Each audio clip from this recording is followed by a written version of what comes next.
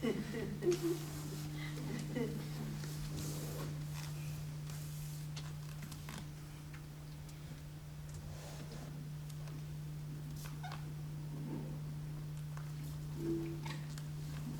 name is Fifi la Tête. I am the great-great-granddaughter of Marie Antoinette, the French queen who lost her head. You know of her? No, yes.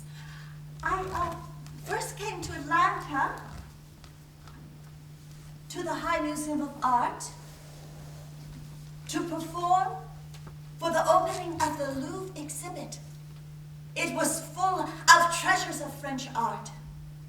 I myself am full of treasures from many artists, such as the mime, the classic mime of the great French mime artist Marcel Marceau.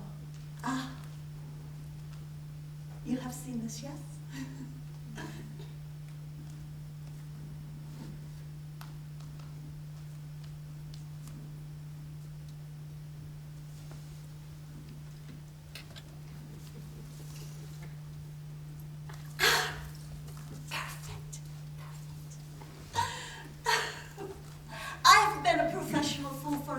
Time.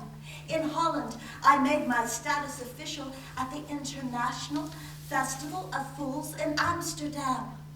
And I found myself in excellent company. Indeed, we were international. English, Dutch, American, French, Irish, Argentine, and German. Fools all and proud of it. The people of Amsterdam were happy to have us. They filled 3 theaters with 8 stages to overflowing night after night of the 2.5-week festival. There were performances during the day at the Vondelpark, and not even the constant Dutch drizzle could dampen the enthusiasm of the crowds. Amsterdam is a live performer's mecca. Have these people never heard of television? I ask myself repeatedly. Ah, the crowds and the names of the theaters. The Paradiso, the Milky Way. Surely I had entered heaven. Well, the festival was also dedicated to the serious business of fooling, and I went to classes daily at the Fool's School to learn clowning and tumbling and fire eating with international gestures. Carlos Traffic and Django Edwards.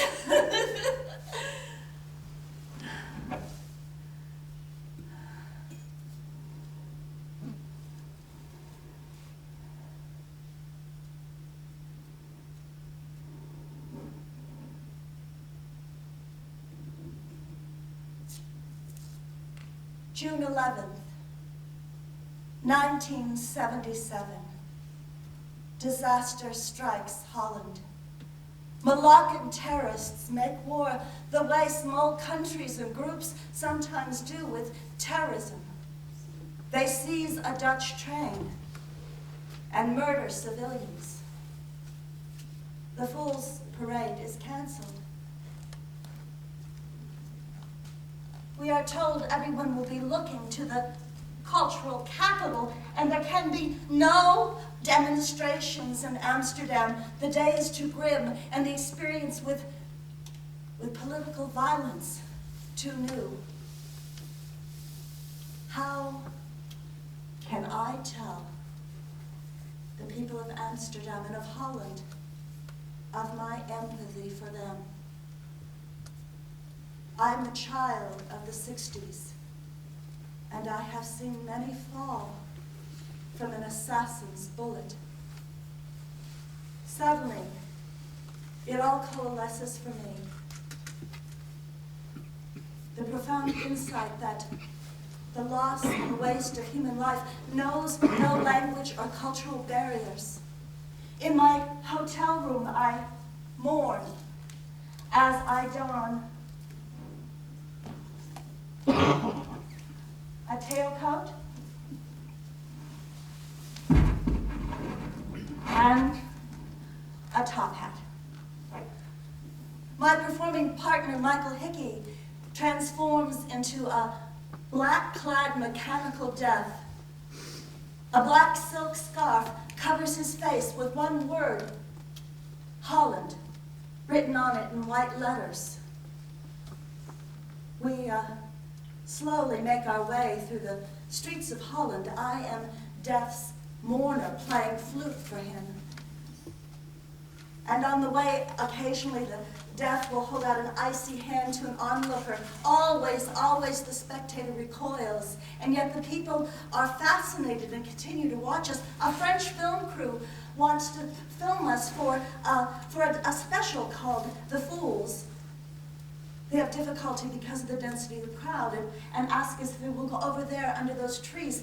They ask to film us for peace.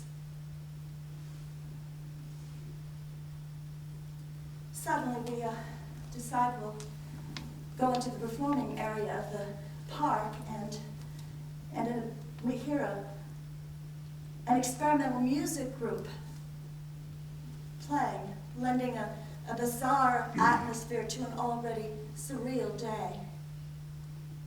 And with the cameras clicking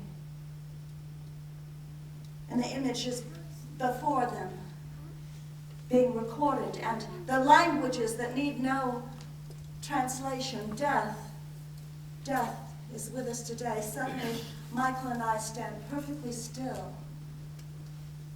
For 45 minutes, we are motionless as the crowd gathers and the cameras continue to click.